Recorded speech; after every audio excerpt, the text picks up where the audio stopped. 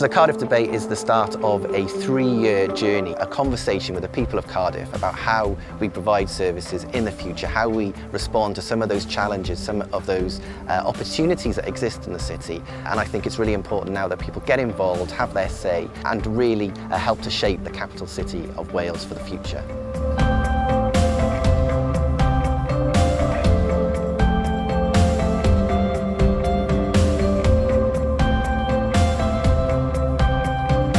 Mainly education and recreational aspects as well, such as sports. Healthcare, education in particular. Bringing the bus rates high will affect me because I use the buses nearly every day to get to college and back. Knowing that sports, leisure as a whole isn't a necessity, but I still think it's a massive part of the community, gives the community somewhere to go, somewhere to congregate. I would say the NHS service, which has helped my children quite a lot as they've been growing up. Well, one of them is the NHS. That's important, obviously, because everyone gets ill, you visit the doctors. I think there's got to be a better collaboration between the council itself and the voluntary sector. Well, for example, that Louder Square thing behind you. We already know we're in Louder Square, so just waste the money on things like that. I think we should start spending money on the most important things, like cutting down waiting lists and NHS, something that means a lot to everyone, rather than spending money places where, you know, it doesn't benefit everyone as a community, as a city. There tends to be silo management. So social services have a budget, education have a budget, and they work within those budgets. And the cuts come down the line within those budgets. Or when it's looking at how to cut, they need to look right across the piece and say, what's the effect of this going to be on this budget? And that means coming out of the silo, basically.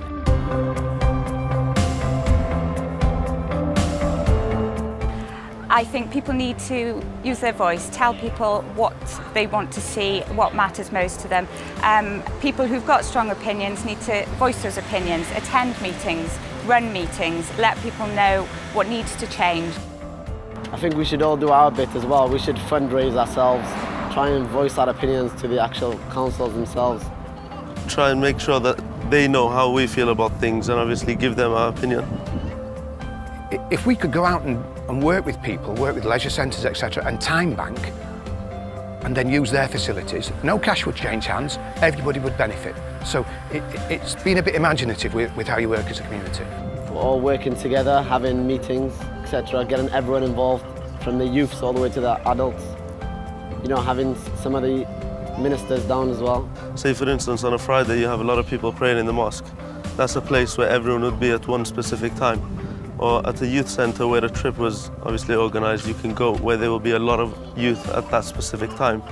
You can go to the schoolyards when people are finishing school, and you can speak to all the parents. Yeah, I mean, there's a lot of things that have been done in terms of contact with communities and people, but I don't think it's been done in the atmosphere that we sit in.